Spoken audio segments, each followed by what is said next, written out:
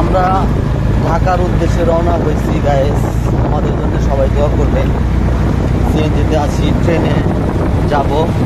তো ট্রেনে যাওয়ার জন্য আমরা সিএনজির ভিতরে আছি। দেখেন কত সুন্দর আবহাওয়া, এই যে গ্রাম। যাচ্ছি এই পচা শহরে, যে শহরে পা ফালানোর কোনো জায়গা নাই। এই পচা শহরটা যে ছাইরা কবে দেশে আসতে পারবো এটাই চিন্তা করি। কত সুন্দর গাছ, দেখেন বাতাসে সব কিছু ফিরে যেতেছে গাছ। আপনারা